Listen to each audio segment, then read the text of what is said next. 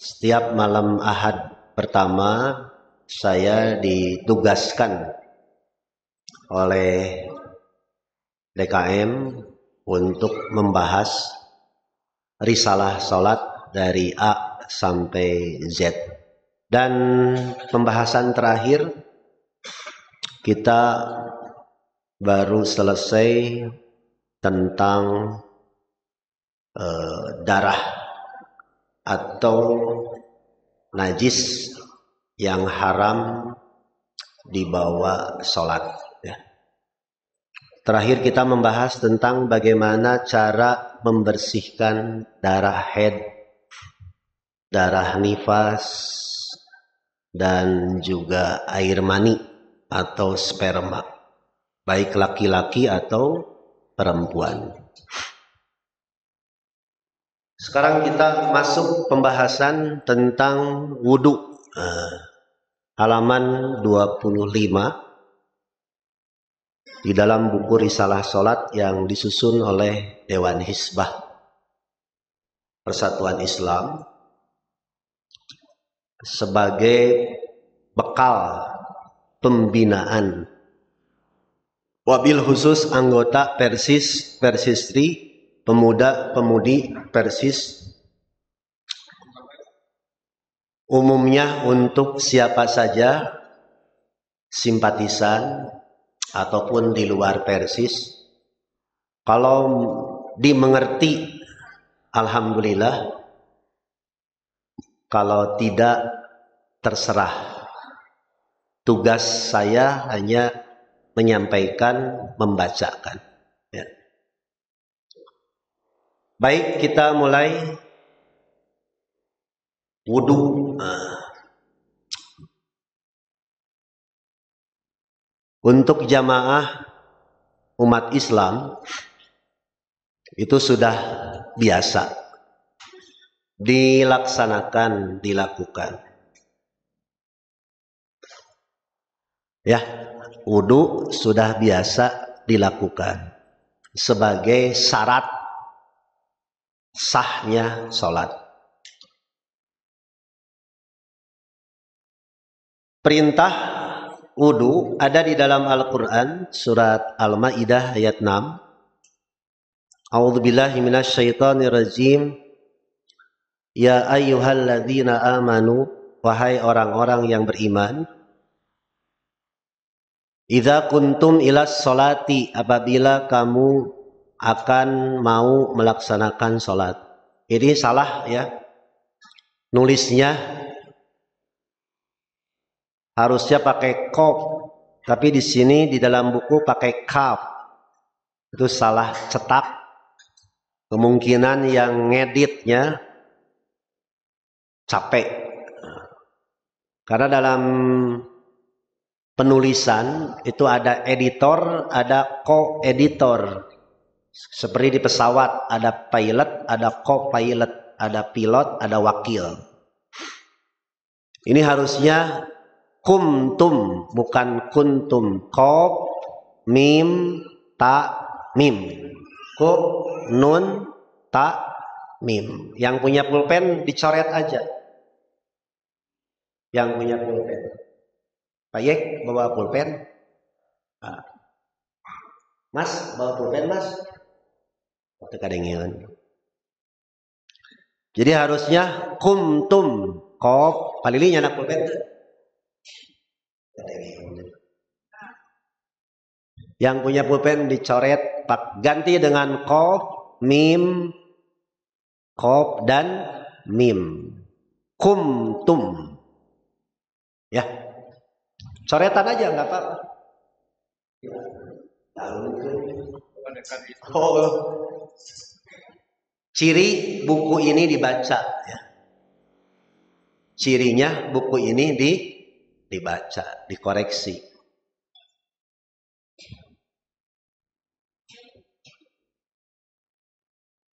Kumtum, qaf, mim, ta dan mim. Berasal dari koma yaqumu qiyaman, artinya berdiri. Idza kumtum, apabila kamu berdiri, ilas salat, untuk salat, Fagsilu, maka cucilah wujuhakum, wajah-wajahmu, wa aidiyakum, dan tangan-tanganmu, ilal marofiki, sampai sikut. Sebentar ya, biar kita ngerti, biar kita paham. Ayat wudu di dalam surat Al-Maidah ayat 6 dimulai dengan ya ayyuhalladzina amanu, wahai orang-orang yang beriman. Begini maksudnya. Kenapa ayat wudu dimulai dengan panggilan wahai orang-orang yang beriman? Karena ada perbuatan wudu yang belum diterima oleh akal. Jadi iman itu urusannya dengan ketaatan, kepatuhan. Meskipun akal kita belum menerima. Meskipun akal kita belum menerima. Makanya terima aja dulu. Imani dulu, taati dulu, patuhi dulu. Contoh.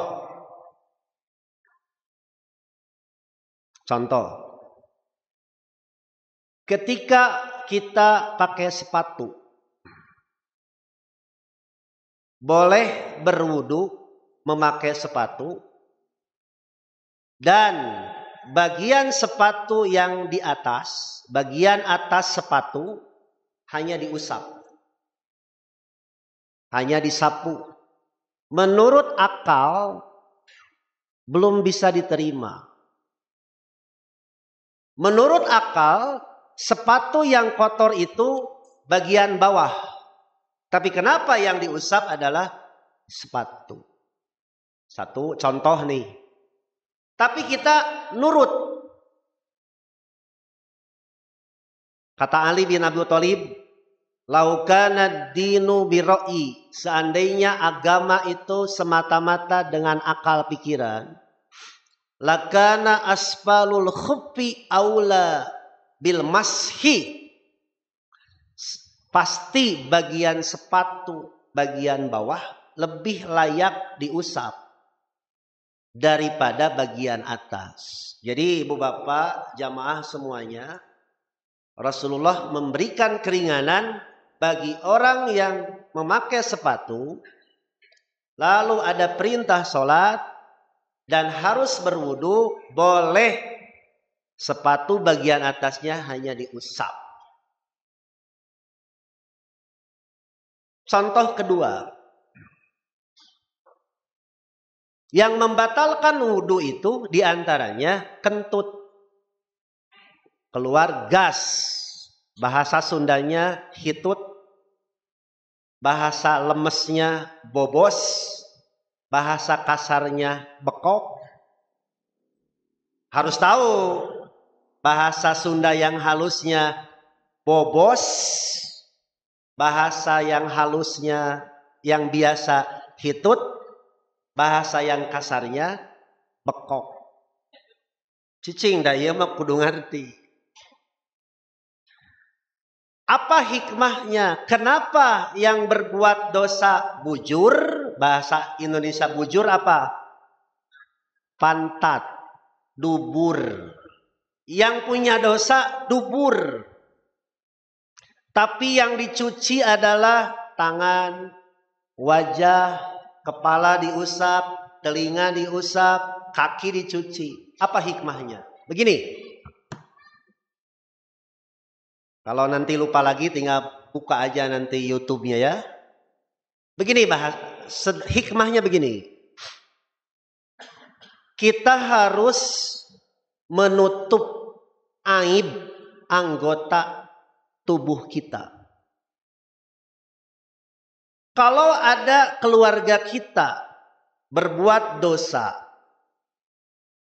berkhianat, berbohong, menipu, pokoknya nama aib aja, maka kita harus tutup. Biarlah dia yang berbuat dosa, tapi kita yang menutupnya. suami istri.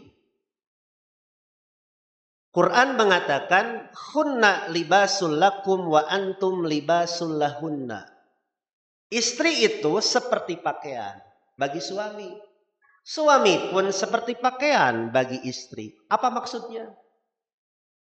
Tutuplah, jagalah aib, kekurangan, cacat dari masing-masing pasangan. Termasuk kalau sudah cerai.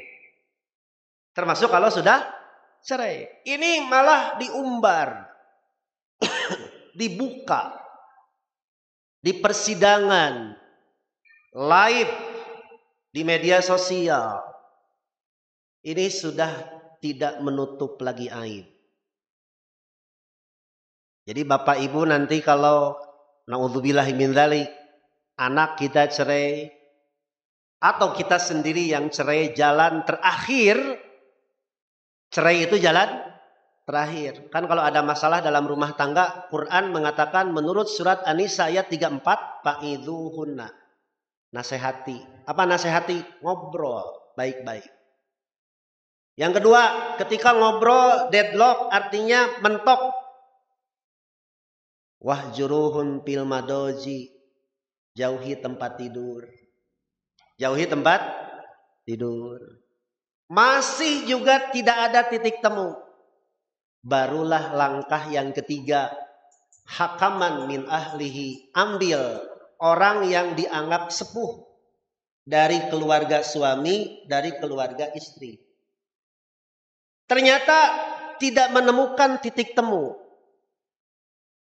Jalan terakhir baru kita segah. Apa segah? Mediasi. Silahkan suami berpikir, istri berpikir, apa kesalahan, apa kehilapan, apa jasa, apa kebaikan. Berpikir. Ternyata, wah ini tidak bisa dimaafkan. Baru jalan terakhir cerai. Dan cerai pun harus dilaksanakan secara terhormat. Dulu kita mengambil istri, kata Rasulullah, innakum akhadtumuhunna bi amanillah. Hei para suami, dulu kamu mengambil mereka istri itu bi amanillah, amanat dari Allah. Wastahlatum furujahunna bi kalimatillah. Dulu kamu ketika menikah menghalalkan kemaluannya dengan akad nikah, bukan dengan perzinahan. Sekarang kamu cerai, lakukan cerai itu dengan ma'ruf, dengan baik. Apa syaratnya? Harus ada saksi 2 orang. Harus ada saksi. Cerai dalam Islam sah. Halal meskipun dibenci. Tetapi harus dengan cara yang baik. Datang ke orang tuanya. Pak, ibu, bla bla bla, ceritain begini. Pada akhirnya saya memutuskan harus melepas putri bapak. Kelebihan dan kekurangannya saya terima. Tapi ada sesuatu yang tidak bisa dimaafkan. Dan jalan terakhir adalah cerai. Tanda tangan. Ada 2 orang saksi. Kemudian hak anak. Wajib diberi nafkah. Istri atau mantan istri itu selama masa iddah 3 bulan. Wajib itu. Hukumnya wajib. Besarannya bebas. Tergantung kemampuan. Anak wajib diberi nafkah sepanjang hidup. Seumur hidup. Terakhir, jangan dibuka aibnya. Nah, sekarang kan lagi rame cerai di kalangan para selebritis. Saya termasuk pengamat ya. Karena ustadz kan harus tahu dong. Saya sedih, Pak. Ketika seorang suami dan istri saling membuka aib. Di medsos lagi. Ya Allah ya Rabbana. Istri itu kodratnya bengkok. Kalau sudah patah, susah untuk disambungkan kembali. Innal quluba, sesungguhnya hati. Idza tanafara wudduha, ketika rasa cintanya sudah hilang. Karena dibongkar aibnya, karena dijelek-jelekan, karena dihina, apalagi di medsos. Mislul juzajah kasruha la yuzbar. Begitu dalam pepatah Arab. Ketika hati seseorang sudah remuk, sudah retak, bagaikan cermin yang pecahannya tidak bisa disambung kembali. Nah, wudu, pakaian, salah satu hikmahnya adalah menutup aib. Yang berbuat dosanya bujur. Apa bujur teh? Pantat. Tapi yang dicuci tangan, wajah, kepala, telinga, kaki. Begitulah hikmahnya.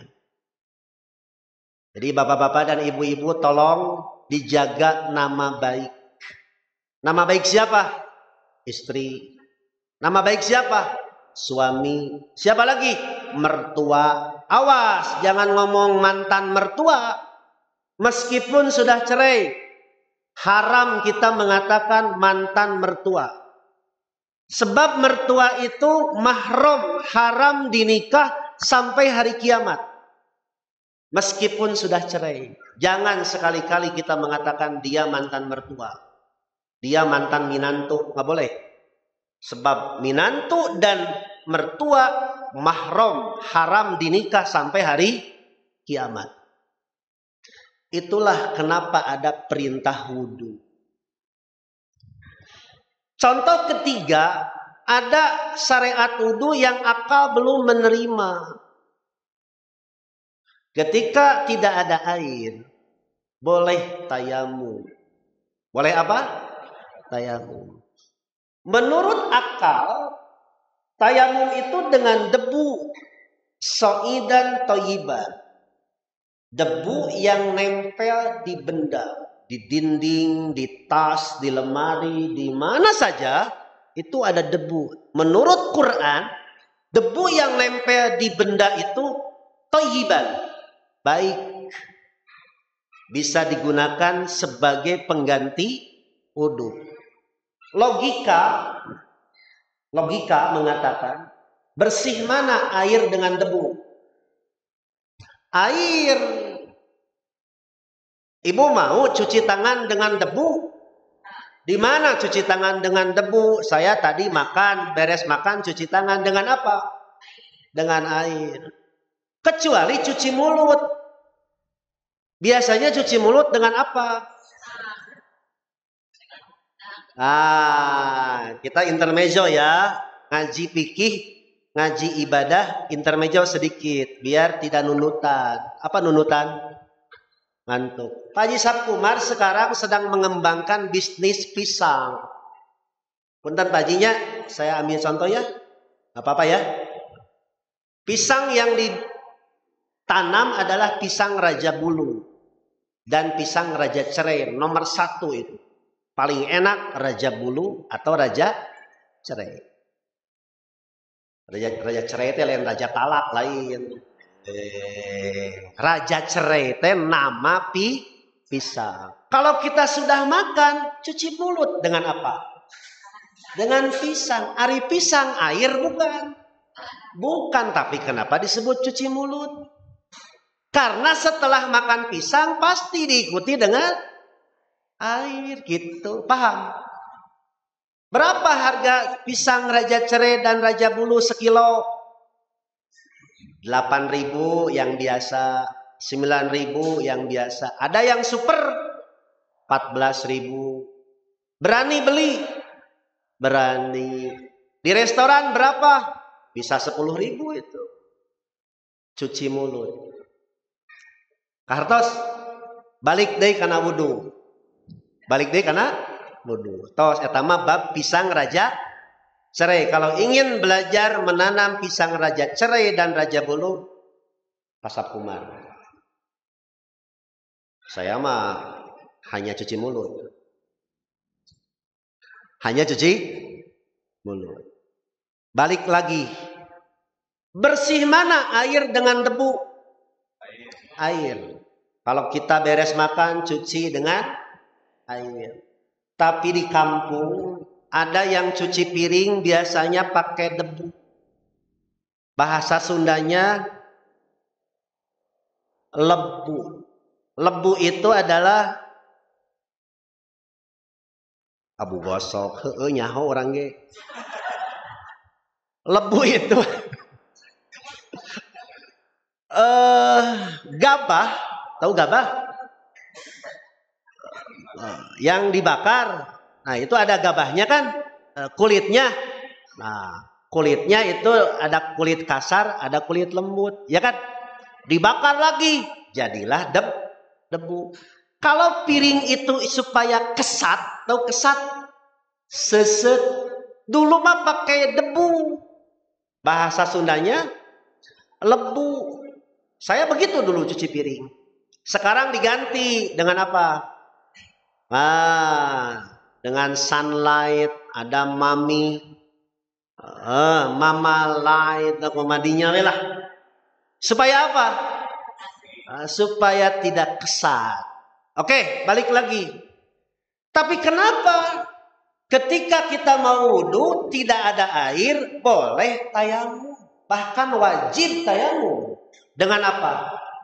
Dengan debu yang nempel di mana? Di benda mana we? Di dia aya. Di tembok ada, di tas ada, di jok mobil ada. Apa hikmahnya? Begini. Kita diperintah berwudu supaya ingat kepada air. Sebab kita tercipta dari air. Air yang hina namanya air mani. Kenapa diganti dengan debu? Supaya kita ingat bahwa kita akan kembali menjadi tanah. Kita kembali akan menjadi tanah. Secantik apapun, sekasep apapun, sekaya apapun, setinggi apapun, ujung-ujungnya balik jadi tanah. Itulah hikmahnya. Kenapa wudhu bisa diganti dengan tayamum. Contoh keempat, biar kita ngerti. Mengusap kepala dari depan. Tarik ke belakang. Tarik lagi ke depan. Kemudian mengusap daun telinga luar dan bagian dalam. Tutup pandainya. Ini kerhayang di kopeah. Ya. Erak pesap kumar. Isi pahili ustadna. Apa hikmahnya? Begini. Ibu dan bapak semua anak-anak. Sebelum kita ngomong. Sebelum kita berbuat. Pikir dulu. Kata orang Sunda, dipikir, dibulak-balik, dibeweng, diutahkeun. Apa maksudnya? Penuh pertimbangan. Orang yang cerdas mikir dulu sebelum ngomong. Orang yang bodoh ngomong dulu baru mikir. Orang yang cerdas mikir dulu sebelum berbuat. Orang yang cerdas mikir dulu sebelum dagang. Pelajari dulu ilmu dagang, pelajari dulu ilmu tani, pelajari dulu ilmu apa saja. Inilah hikmahnya kenapa mengusap kepala. Dari depan ditarik ke belakang, dari belakang ditarik ke depan, terakhir jaga apa? Awas kamu kalau sudah mikir, jaga ini. Jangan sekali-kali keyakinan kita terpengaruh gara-gara omongan orang lain. Kalau kita sudah yakin benar, ucapkan. Kalau kamu yakin sudah benar, lakukan. Begitu. Kartos. Itulah kenapa dalam ayat wudu diawali dengan ya ayyuhalladzina aman. Kartos. Yang wajib dicuci ternyata hanya 3. Wajah. Nah, berkembang nanti ya. Wajah itu ini nih. Wajah. Termasuk ini nih. Apa ini? Dagu. Awas ibu, dagu harus dijaga ya. Jangan pakai kerudung itu begini. Dagu jadi awas jaga itu. Dibuka deh. Abong taranya. Biasanya sok aya nu WA ada. Buka kopiahnya jelek gitu. Mungkin dia lagi tidur. Saya diprotes Pak Haji Sapkumar kalau pakai peci jelek Ustadz kayak bapak-bapak gitu. Tapi kalau nggak pakai peci istri Pak Sapkumar yang protes. Di kopiah tuh Ustadz gitu. Tos balik deui kana bab wudu.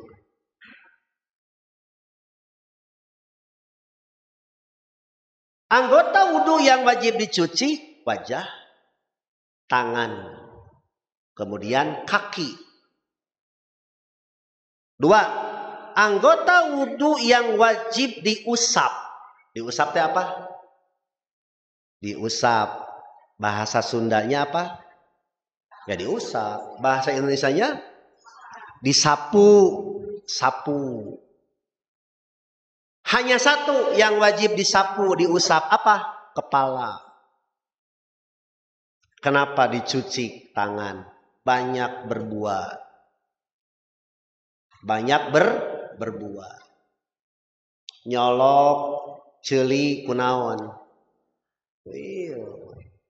Bujur hayam. Aya endogan eueuh kunaon. Kuil. Ngorong. Oh itu ngorong. Ngupil pakai apa? Ombeh. Naon ombeh? Cebok pakai apa? Tangan. Makan pakai apa? Tangan. Nyehil. Apa nyehil? Mengeluarkan sisa-sisa. Pakai apa? Cucilah. Sudah terlalu banyak kita berbuat dengan tangan. 2. Yang wajib dicuci adalah wajah. Kenapa wajah? Wajah itu mir'ah. Al-wajhu mir'atun. Wajah itu seperti cermin. Ibu pernah bercermin? Sering. Dan yang suka bawa cermin kemana-mana siapa? Ibu-ibu. Ada bapak-bapak? Jarang. Bapak-bapak mah paling buka HP. Sekarang cerminnya diganti Bu, pakai HP ada kamera, kamera belakang, kamera depan, kusiwel HP. Benar tuh? Wajah cerminan.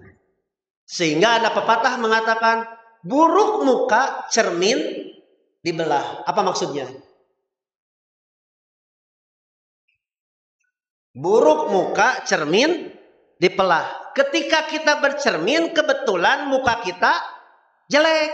Yang harusnya dipecahkan bukan cermin. Apa? Beungeut maneh tah. Seuseuh. Karena wajah itu cermin. Saya bercermin. Di pipi saya ada remeh. Apa itu remeh? Nasi. Di sini nempel 1 biji. Jelek tidak? Jelek. Jangan cermin yang dibelah. Tapi bersihkan itu beungeut dari remeh. Maksudnya begini. Jangan suka menuduh orang lain. Sebelum menyalahkan orang lain, periksa dulu diri sendiri. Ayo ke orang lain, wah. Dirinya sendiri kotor. Nah gitu. Itu hikmahnya dicuci wajah. Terakhir, kaki. Kenapa dicuci? Kaki ini sama seperti tangan. Menyempurnakan pekerjaan.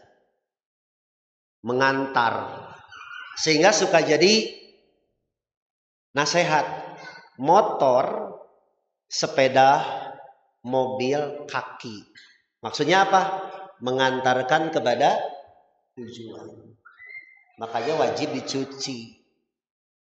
Bisa maksiat, bisa taat. Terakhir, apa hikmahnya wajah diusap? Wajah, kepala. Baik yang ada rambutnya atau yang botak. Tong kasinggung dah eta mah takdir. Kepala itu adalah bagian terhormat. Diusap saja. Ibu kalau merasa sombong, merasa keras hati, usaplah kepala orang miskin. Bapak ibu kalau merasa sombong dan keras hati, usaplah kepala anak-anak yatim. Makanya kalau ada anak-anak ribut di masjid, biarlah karena itu anak. Rasulullah kalau mendapatkan anak langsung dipangku, dicium. Begitulah kepada anak. Dan kita bersyukur kalau di masjid banyak anak-anak berarti ada penerus.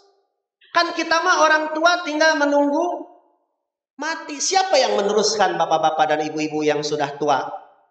Anak-anak. Makanya dirangkul anak itu. Ribut tinggal bere duit 5.000. Nah jangan ribut ya, ini jajan. 2.000 ge aratoheun ya budak mah dibere naon? Dibere 2.000. Anak ribut karena perlu perhatian. Karena perlu perhatian. Nah, sikap Nabi kepada anak-anak memangku, mencium dan mengusap kepalanya. Diusap. Jadi kalau ada orang yang keras hati, coba usap kepala anak, apalagi anak yatim. Baik, itu hikmahnya mengusap kepala. Makanya ayat tentang wudu diawali dengan ya ayyuhalladzina. Bapak ibu sudah biasa wudu ya? Sudah ya? Tapi hikmah pelajaran ini mungkin teringat kembali. Oh ini hikmahnya Kahartos. Oke. Terakhir sunat. Kalau tadi mah wajib mencuci tangan, wajib mencuci wajah, wajib mengusap kepala, wajib mencuci kaki. Sekarang yang sunat. Yang sunat itu boleh dilakukan, boleh tidak dilakukan. Apa yang sunat dalam berwudu? Berkumur-kumur. 1. 2. Menghirup air ke hidung. 3. Mengeluarkan air dari hidung. 4. Gosok gigi. 5. Mencuci anggota wudu yang kanan. Itu sunat. Bolehkah kita mencuci anggota wudu yang kiri dulu? Boleh. Bolehkah kita berwudu dari kaki dulu? Boleh. Bolehkah kita berwudu dari wajah dulu? Boleh. Sunat. Apa dalilnya? Di Quran tidak ada perintah berkumur-kumur. Ada enggak? Tidak ada. Ada enggak di Quran perintah memulai yang kanan? Tidak ada. Ada enggak di Quran perintah mencuci 3 kali? Ada enggak? Tidak ada. Di Quran hanya diperintah mencuci wajah. Berapa kali? Tidak diterangkan. Cucilah tangan. Berapa kali? Tidak diterangkan. Mencuci kepala. Mencuci. Mengusap kepala. Berapa kali? Tidak diterangkan. Mengusap. Mencuci kaki. Di Quran ada jumlahnya? Tidak ada. Makanya para ulama menyimpulkan selain dari itu sunat. Selain dari itu sunat. Jadi ibu bapak kalau sedang tergesa-gesa wudu hanya mencuci tangan, wajah, mengusap kepala dan telinga dan mencuci kaki tanpa berkumur-kumur, tanpa gosok gigi, sah wudunya. Kartos? Oke. Kartos ya nama? Iya. Panjangnya nerangkeun wudu ge nya. Bios lah. Nu penting kahar kahatos. Alhamdulillah tuh. Kayak lamun hilap deui tinggal nonton YouTube nawe. Buka halaman 26. Baru ini ayat wudu dijelaskan oleh hadis Nabi. Sebelum nanti kita ke pertanyaan, adzan maghrib jam berapa Pak? Maghrib, astagfirullah. Adzan apa? Isya. Jam berapa Pak Yek? Jam 58. Masih ada waktu ya? Ada. Masih banyak ya. Ya. Kita buka halaman halaman 26. Berwudu itu boleh satu kali. Dalilnya yang pertama hadis Bukhari dari Ibnu Abbas radhiyallahu an, tawaddu'an Nabi sallallahu alaihi wasallam marrotan. Begini, sekali cuci tangan, sekali cuci wajah, sekali cuci kaki. Tapi khusus mengusap kepala, nih. Maaf ya, bukan begini. Nah, itu bukan mengusap, namanya apa? Noel. Apa Noel bahasa Indonesianya? Noel, Pak Haji.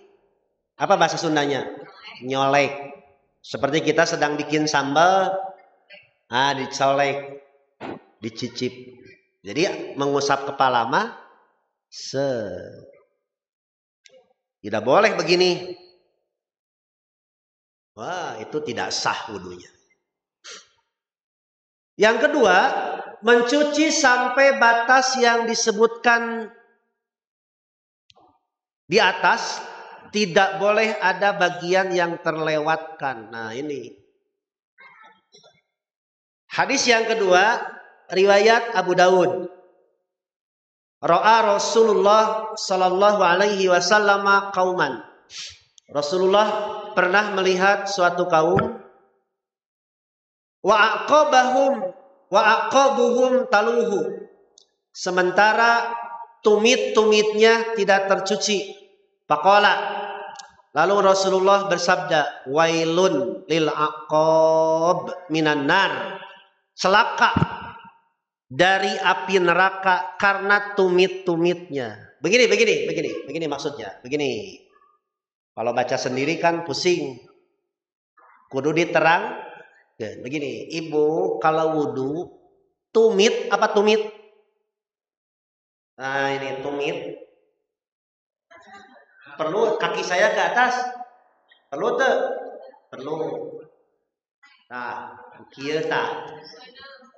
Nah, di tengah-tengah tumit, bahasa Sundanya keuneng. Biarin ya sambil mengajar bahasa Sunda, Pasap Kumar. Keuneng. Bahasa Indonesianya tumit. Itu harus dibersihkan. Kalau ada tumit yang tidak tercuci, itu nanti akan dibersihkan oleh api neraka. Makanya Rasulullah memberikan contoh digosok. Bukan sekedar basah, tapi digosok. Nah, kartos? Iya, pinter. Berapa menit Pak? 8 menit deh. Selesai ya, Ibu. Awas ya, wudu hati-hati. Wudunya benar, sholatnya benar.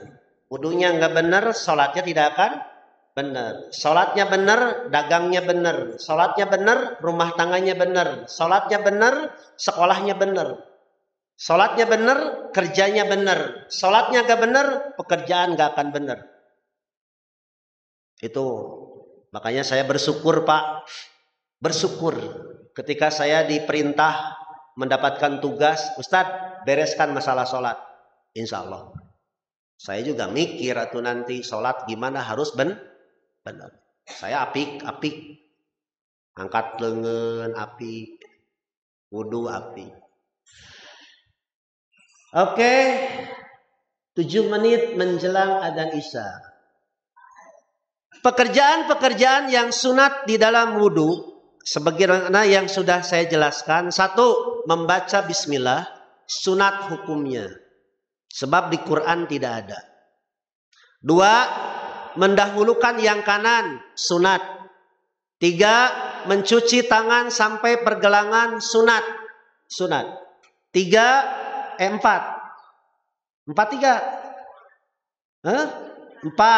berkumur, sunat. 5, menghirup air ke hidung, sunat. 6, menyela di antara jari-jari tangan dan kaki. 7, menyela janggut. 8, mencuci 2 kali atau 3 kali. 9, menggosok gigi. 10, membaca doa setelah wudhu sunat. Kenapa sunat? Sebab di Quran tidak diperintahkan. 2, sebab tidak ada sanksi. Tidak ada hukuman. Kartos, kenapa disebut sunat? Bahasa fikihnya mustahab, tatawu, nafilah, mandub. Bahasa Sunda Indonesianya sunat. Dikerjakan dapat pahala, tidak dikerjakan tidak berdosa. Lalu ada hadis katanya tidak sempurna wudhu kalau tidak membaca bismillah. Ini hadisnya.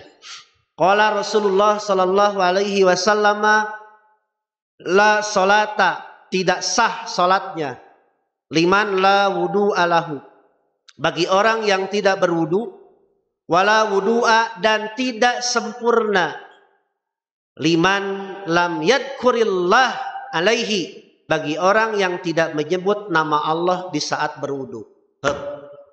Jadi Bapak Ibu kalau lupa baca bismillah, wudunya sah. Wudunya sah. Kartos. Oke. Lanjutkan ke pertanyaan. Baik, mau nanya? Ada pertanyaan, baik? Sambil mencicipi snack dan air. Cuci mulutnya apa? Air atau cau raja cerek? No aya, cai ente. Ya, syukuri yang ada. Jazakumullah khairan katsira. Pertanyaan, karena sudah sambil makan ya. Ya, anak-anak nanti juga jempek. Sok barudak, terus beres, aremam, terus aremam, baralik.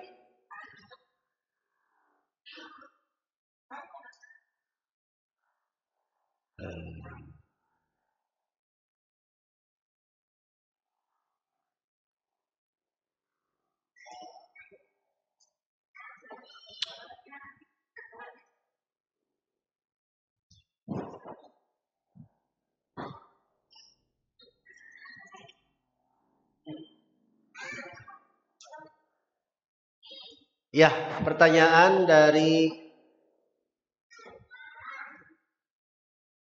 saya tidak perlu sebutkan namanya karena ini kaitan dengan nama baik. Aduh. Karena ada yang punya. Kenlah sana wararageun lah.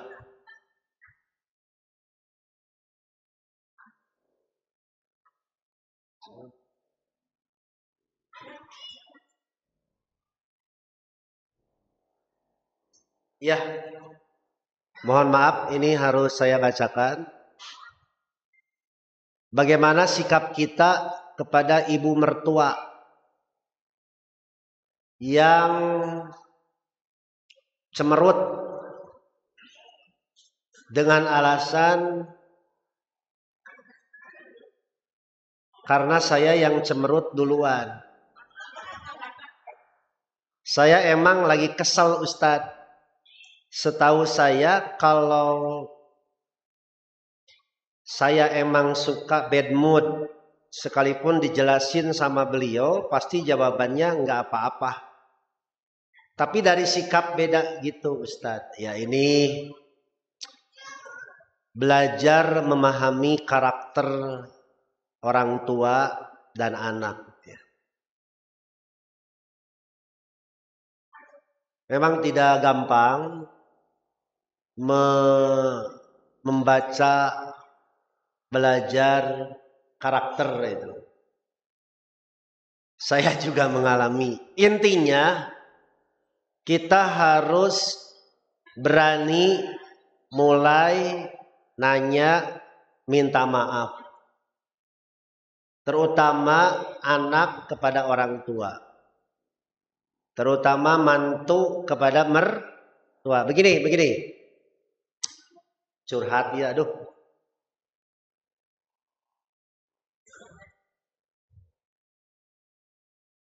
Orang tua itu akan kembali kepada masa anak-anak. Seperti halnya dulu anak-anak menjengkelkan orang tua. Nanti jangan salah apabila ada orang tua yang menjengkelkan anak. Tapi dibandingkan dengan pengorbanan, perjuangan orang tua, jauh lebih besar daripada seorang anak. Saran saya, jangan menuntut orang tua mengerti kita. Kalau sudah kembali kepada sedikit pikun apalagi. Apalagi kan penyakit orang tua itu 1B, belikan. Boson artinya selalu keluar gas. Bedegong, bandel. Budug, arate. Belekan artinya keluar kotoran dari mata. Busiat batara. Ya itu sih, anak-anak kan begitu. Anak-anak kalau nangis balik lagi normal lagi, kan begitu namanya juga anak. Nah, jadi saran saya, jangan menuntut orang tua mengerti kepada kita. Tapi kitalah yang harus mengerti. Itu ya. Apalagi ke mertua. Ya saya mengalami gitu. Saya mengalami punya mertua gitu. Tapi saya memahami. Oh ya. Untung saya ustadz gitu. Jadi ngerti. Padahal hati mah kesal. Ya kita harus mengalah demi nama baik gitulah. Selang dulu sama Pak Yek. Ya.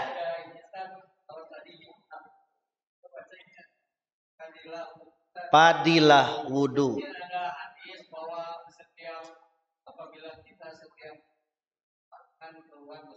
Betul.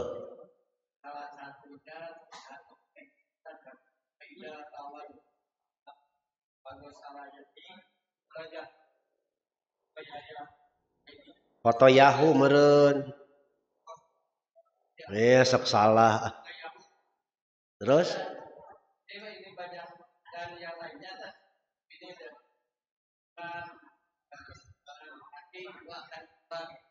Ya.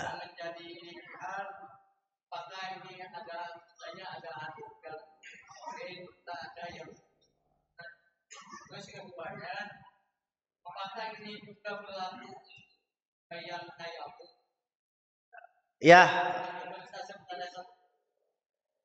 Mic-nya nggak ada ya, Yek? Mic-nya nggak ada ya. Nah.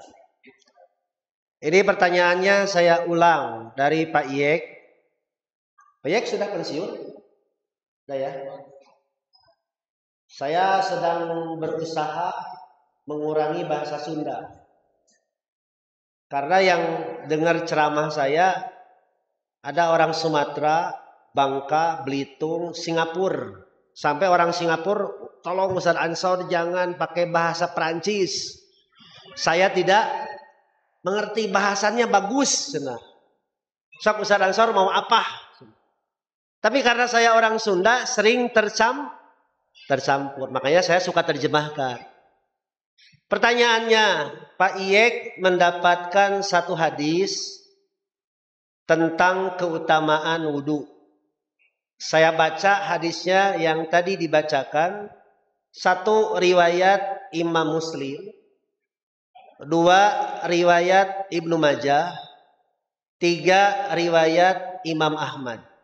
Saya bacakan riwayat Muslim dulu. Yang bersumber dari Utsman bin Affan radhiyallahu an qala Rasulullah sallallahu alaihi wasallam, man tawaddoa, siapa yang berwudu fa ahsanal wudu'a, lalu dia memperbaiki wudunya, kharajat khotoyahu, maka dosa-dosanya akan keluar, min jasadihi, dari tubuhnya, hatta takhruja min tahti adbarihi, sampai keluar dari bawah kuku-kukunya. Satu. Hadis yang kedua riwayat Ibnu Majah dari sahabat Abdullah As-Sunabihi radhiyallahu an, Rasulullah sallallahu alaihi wasallam bersabda, man tawaddoa, siapa yang berwudu, pamadmado, lalu berkumur-kumur, wastan syaqo, dan menghirup air ke hidung, kharajat khotoyahu, maka akan keluar dosa-dosanya, min pihi, dari mulutnya, wa an pihi, hidungnya.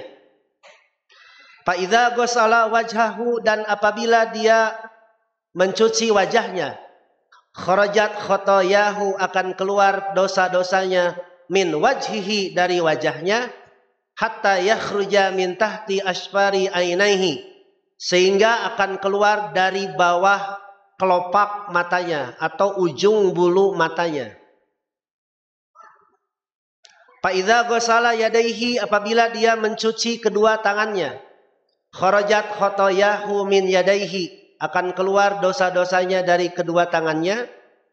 Fa idza masaha bi ra'sihi, maka apabila dia mengusap kepalanya, kharajat khotoyahu min ra'sih, maka akan keluar dosa-dosanya dari kepalanya, hatta takhruja min udhunaihi, sampai keluar dari kedua telinganya. Fa idza ghasala rijlaihi, maka apabila dia mencuci kedua kakinya, kharajat khotoyahu, akan keluar dosa-dosanya, min rijlaihi, dari kedua kakinya, hatta takhruja min tahti adfari rijlaihi, sampai keluar dari bawah kuku-kuku kakinya. Wa kanat salatuhu wa masyuhu ilal masjidi nafilah, sedangkan salat dan jalannya menuju masjid adalah pelengkap, penyempurna wudu. Begini maksudnya Pak Yek. Saya belum selesai menjelaskan hikmah wudu dan fadilah. Gini ya. Mencuci tangan membersihkan kotoran. Kotoran yang nampak, baik najis atau tidak najis. Satu. Dua, membersihkan dosa yang dilakukan oleh tangan. Dosa apa? Dosa menyentuh bukan pada mahram, mengambil bukan haknya, memakan bukan haknya, memakai bukan haknya, mengawini bukan haknya, memukul bukan haknya, menampar bukan haknya. Itu akan hilang dengan berwudu. Dalam hadis yang lain disebutkan, selama tangan itu tidak melakukan dosa besar. Kalau dosa besar tidak akan hilang, tidak akan bersih dengan berwudu, tapi harus istighfar, bertobat. Bertobat syaratnya mengakui salah, menyesali, tidak mengulangi, memperbaiki amal soleh, wajib, sunat, diperbanyak yang sunatnya. Yang kelima, tobat itu adalah pindah. Itu yang paling berat. Dosa besar tidak akan hilang gara-gara wudu saja. Sementara yang akan hilang dosa-dosa itu adalah dosa-dosa yang kecil. Pak Iyek mungkin pernah Noel awewe, punten ya, pernah ya, sanawan, ya sedikit, kemana ibu, gitu. Dosa itu akan hilang dengan Dosa wajah, apa dosa wajah? Melihat bukan mahram, melihat aurat. Terus wajah kita ujub-ujub, baut, apa baut? Cemerut, masam tanpa sebab. Mungkin wajah kita pernah mentertawakan. Mentertawakan dalam pengertian menghina. Mungkin pernah. Mulut kita mungkin pernah berbuat dosa, berbohong, jalir janji. Apa jalir janji bahasa Indonesianya? Ingkar janji, menggibah, mengadu domba, memaki tanpa sebab, marah tanpa sebab, itu akan hilang dengan. Kaki kita mungkin pernah dosa dengan kaki kita. Dosa yang dilakukan oleh kaki apa? Mengantar tempat maksiat, menendang bukan haknya, najong bukan haknya. Itu akan hilang dengan wudhu. Kepala, ketika kita mengusap kepala, dosa yang dilakukan oleh kepala akan bersih. Apa? Piktor. Apa piktor? Pikiran kotor. Maling entong. Pikiran kotor. Nipu entong. Pikiran kotor. Bebeja entong. Pikiran kotor. Nih, piktor. Yang kedua, dosa yang dilakukan oleh kepala, mungkin kita kurang apik, kurang teliti dalam berpikir, sehingga terlalu tergesa-gesa. Tergesa-gesa ngomong, tergesa-gesa bekerja, tergesa-gesa melakukan. Itu akan hilang dengan wudhu. Paham? Jadi bahasa khotoya di dalam hadis tadi diartikan dua.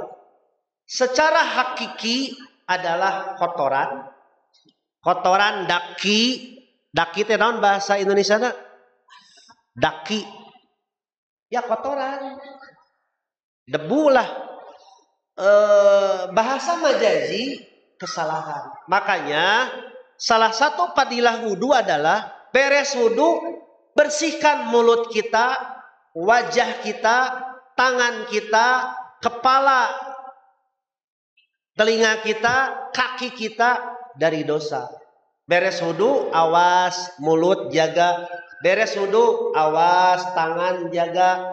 Awas wajah jaga. Kermah tepati gelis orang teh.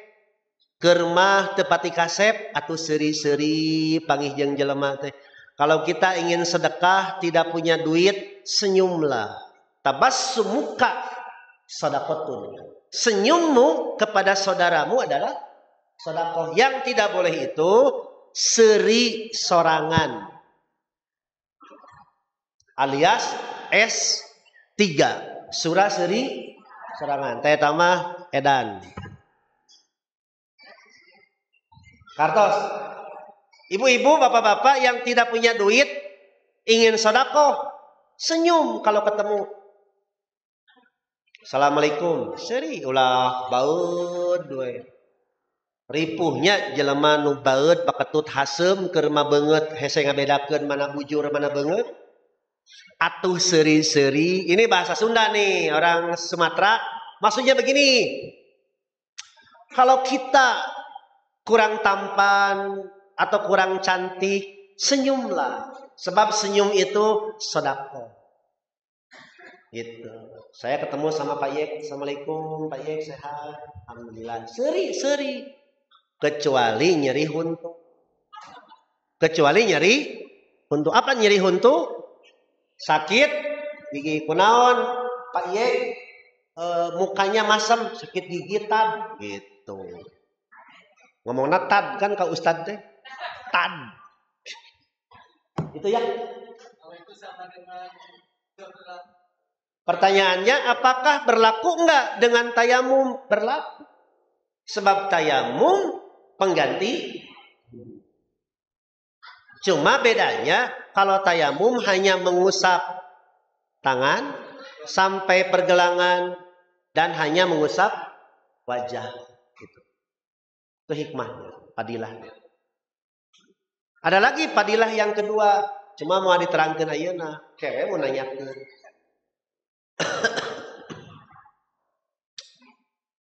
Ada lagi?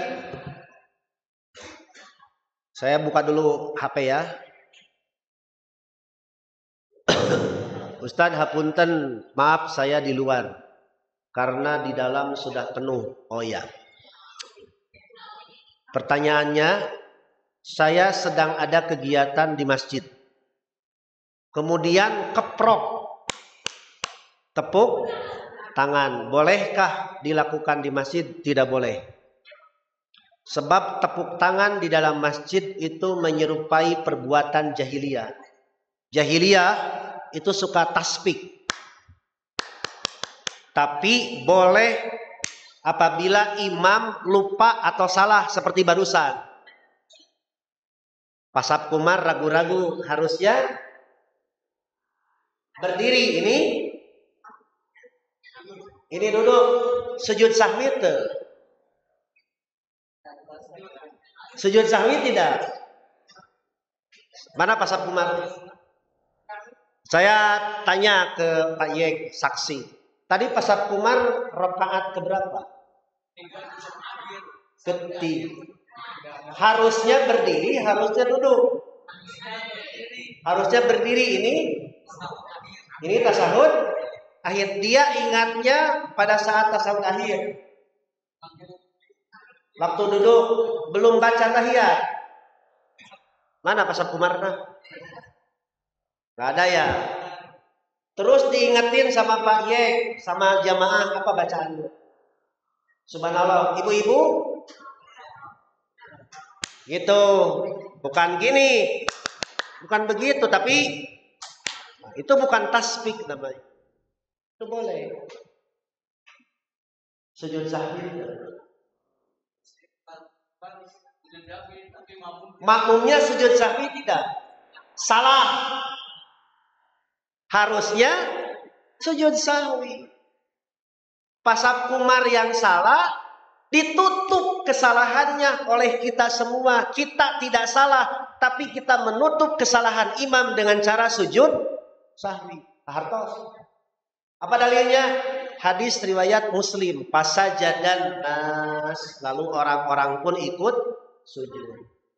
Nah Ustadz, saya nggak tahu di Hampura. Karena tidak tahu. Bagaimana supaya praktek lagi? Besok jadi imam salah tuh.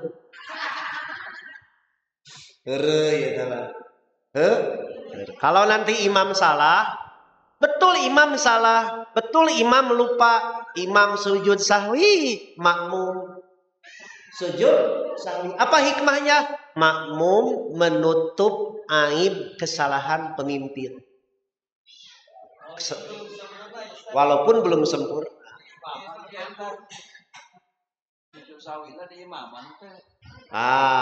Iya noloh di dia deh. Sujud sahwinya di imaman tidak di imaman. Cuma imamnya sujud sahwi, makmumnya sujud sahwi. Nggak usah bareng. Nawan, nggak kelihatan sama. Ya makanya meskipun nggak kelihatan, ibu-ibu mah tetap sujud sahwi. Berapa kali sujudnya? Cicing, singlah. Saya tanya dulu, berapa kali sujudnya? 2 kali. Apa bacaannya? Biasa. Duduk di antara 2 sujud. Duduk baca doa tuh. Baca. Baca doa, lalu sujud lagi. Takbir enggak? Takbir. Salah deh wae. Takbir. Nah, beres sujud yang kedua, bangkit lalu salam.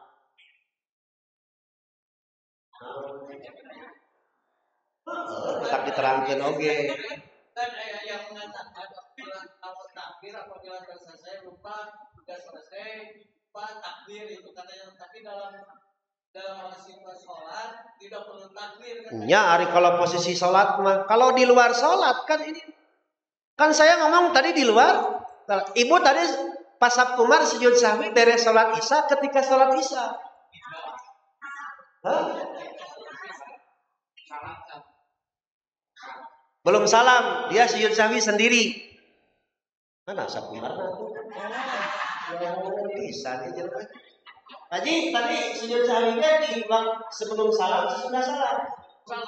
Sebelum salam, takbir enggak? Takbir. Enggak digedekan. Takbir. Palili sujud tuh.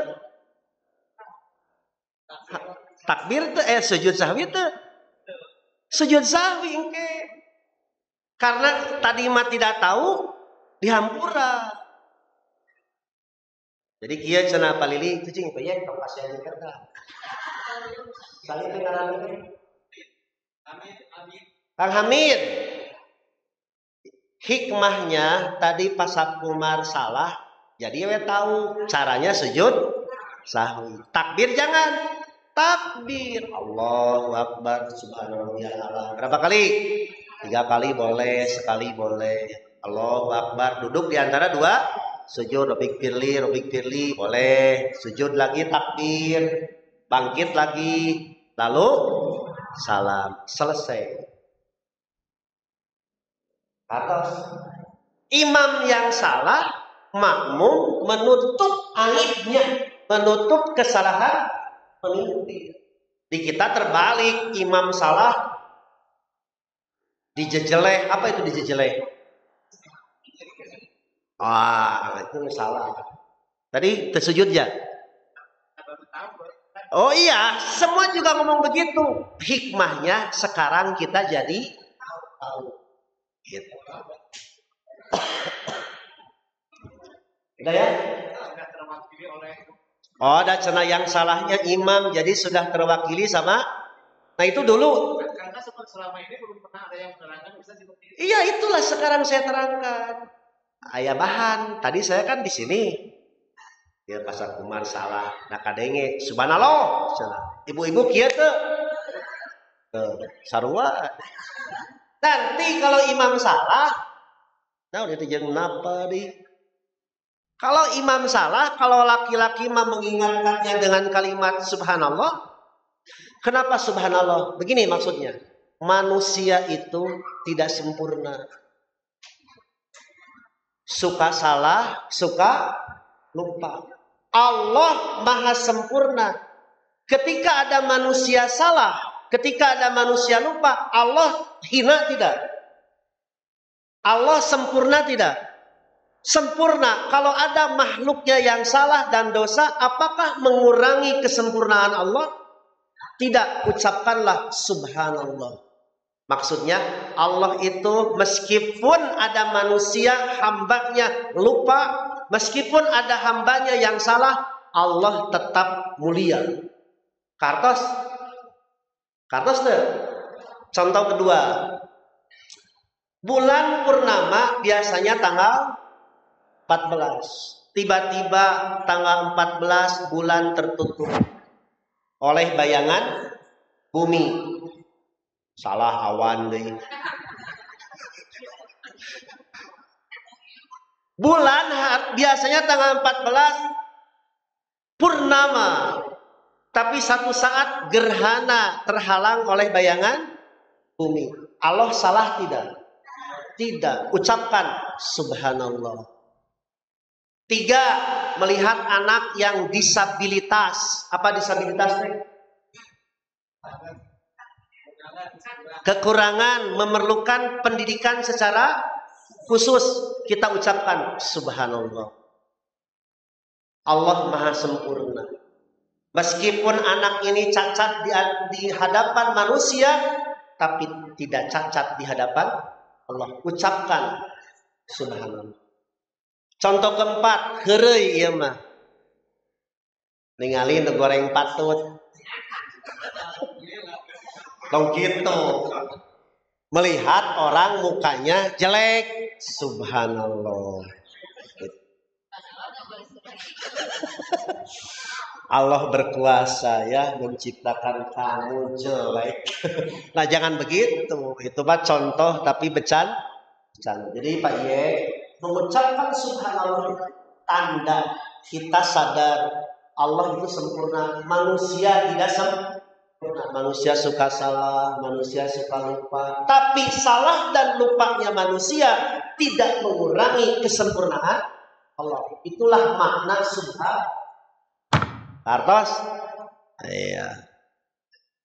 Pertanyaan kedua, kenapa perempuan ketika imam lupa atau salah begini? Kenapa? Arya pangnyana kencai jang ya tadi dia jang haus. Ibu tahu alasannya? Ini pertanyaan dari istrinya Pak Lili. Ustadz, saya keprok tepuk tangan di dalam masjid. Bukan karena imam salah, tidak boleh. Iya contoh. Contoh yang salah. Jangan itu. Atas speak dan bersiul, tepuk tangan dan keprok dan bersiul, itu ibadahnya orang jahiliyah. Kenapa perempuan begini? Jawab entau. Bismillah. Jawab entau. Cung, siapa yang bisa?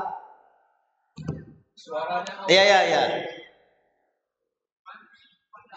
Oh, wanian, oi.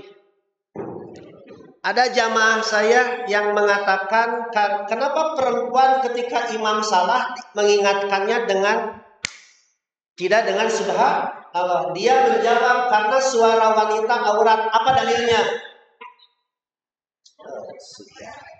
Dalil jawab. Kia langsung. Ampun suhu. Nggak ada dalilnya suara perempuan aurat. Nggak ada. Apa dalilnya suara perempuan bukan aurat? Kalau imam baca ghairil maghdubi alaihim waladdallin, baca amin. Laki-laki perempuan. Laki-laki perempuan. Sok gagabah ngajawab seorang awewe awuran istighfar. Apa hikmahnya perempuan tepuk tangan ketika imam lupa? Apa? Hah? Tidak tahu? Sama, saya juga tidak tahu. Nah, itulah ilmu. Itulah ilmu. Begini maksudnya. Ini hikmah ya, saya belum menemukan dalilnya. Kenapa perempuan kalau imam salah, jangan artinya ketika suami salah dicabok. Nah, jangan begitu. Begini.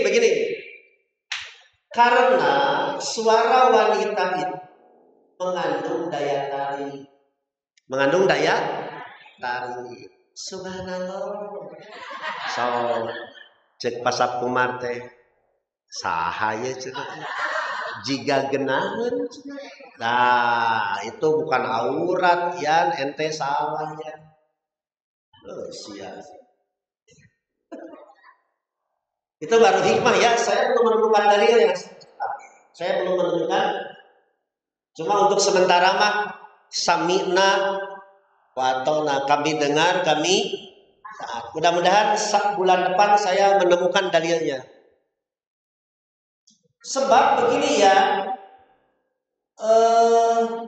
Siti Aisyah Ummul Mukminin, istri Nabi, itu dia seorang guru.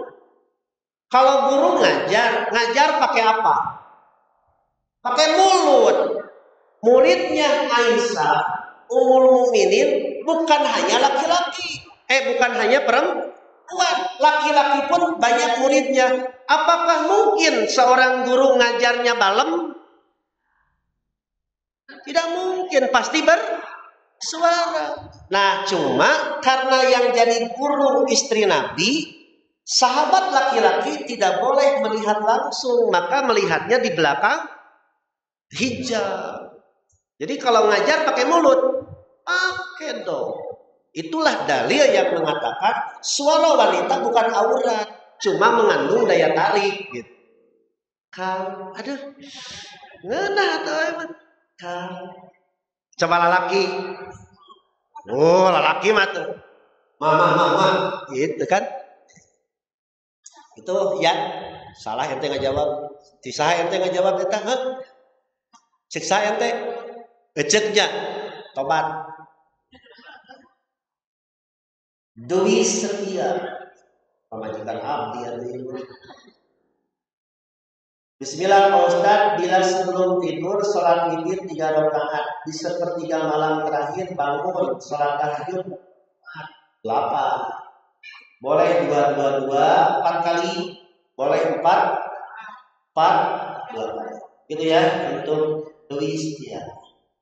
Pak Hermana di Ciparai, Ustadz saat imam sholat salah. Saat imam sholat ada imam salah. Makmum mengingatkan apakah cukup diwakili oleh satu makmum saja atau semua jamaah? Boleh semua jamaah, boleh diwakili. Apalagi imamnya kurang dengar cek palilit teh subhanallah teu kadengeun. Subhanallah teu kadengeun keneh. Ring we. Subhanallah. Cek pasap kumar teh. Salah naon urang? Batal eta. Imamna. Oke, begitu ya Pak Her. Termasuk menjawab salam. Kalau ada yang salam nih. Banyakan ibu lagi di dalam, saya masuk. Assalamualaikum. Jawab we. Perwakilan jangan semua bareng. Waalaikumsalam. Nilai. Yang salam diulang-ulang itu. Ada yang tersinggung. Ya iyalah. Salam itu cukup sekali, jangan berulang-ulang. Assalamualaikum. Dijawabnya oleh sebagian. Waalaikumsalam. Jangan marah. Cukup aja sekali. Ada hadisnya itu nanti dalam bab etika adab dalam mengucapkan salam dan menjawab salam. Terakhir. Dan nanya apa? Sieun juga itu ya. Bener. Wow.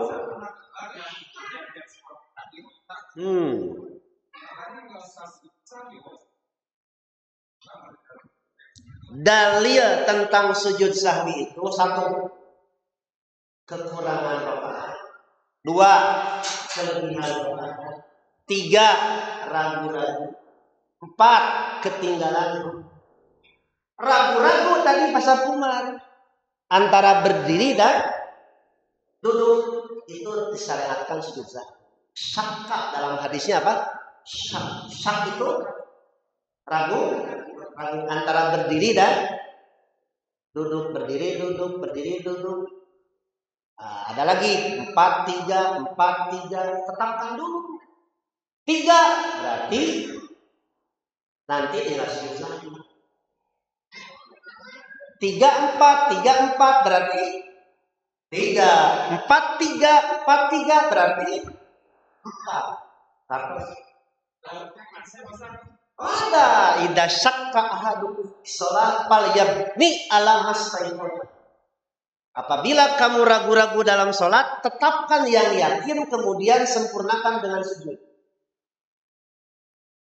Ya teh pertanyaan anak sudah ke dapur. Tadi kisah itu kan tahu seperti tadi kan kasih tahu kan kalau itu memang kalau tadi kan tidak ada tahu ya. Jadi tetapkan misalkan 3, 4, jadi 3 tetapkan gitu, 3, 2 ditetapkan. Tapi tadi mah 3, 4 jadi tetap jadi 3, 4 jadi 4. Hari Bapak yang tadi sholat bisa berapa? Udah selesai.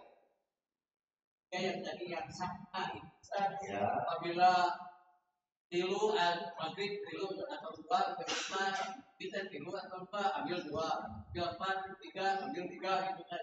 Biasanya kan itu kan sendirilah tadinya. Tapi kalau makmum tadi kan orang-orang karena ada subhanallah jadi makanya juga. Pak Sakumar mana? Jadinya sudah cicing. Pak Haji tadi ragu-ragu. Ya. 3, 4. Ya. Perasaan Pak Haji mah 4 ya? Ya. Makanya duduk. Ternyata makmum mengingatkan. Yang ragu-ragu siapa tadi? imam. Nah, makanya disempurnakan dengan sujud sahwi. Paham deh? Yang ragunya siapa? Imam. Yang sujud sahwinya imam. Kenapa makmum sujud sahwi? Menutup kekurangan. Karena hadisnya di dalam risalah salat halaman 200. Aya nu nolo dina jendela kita saya kan? Oh, ya. Udah ya, jam 8 pas. Dan insya Allah besok subuh kita bertemu lagi di Pasir Honje, Cimuncang, ya, dalam kajian yang lain. Terima kasih. Mudah-mudahan bulan depan Aian saya bisa menemukan apa hikmahnya perempuan ketika imam salah tidak mengucapkan subhanallah. Mudah-mudahan bulan depan. Kalau tidak ada, nurut lah. Terima kasih. Wilujeng maruli sing salamet, sing istiqomah, mugia husnul khotimah. Wassalamualaikum warahmatullahi wabarakatuh.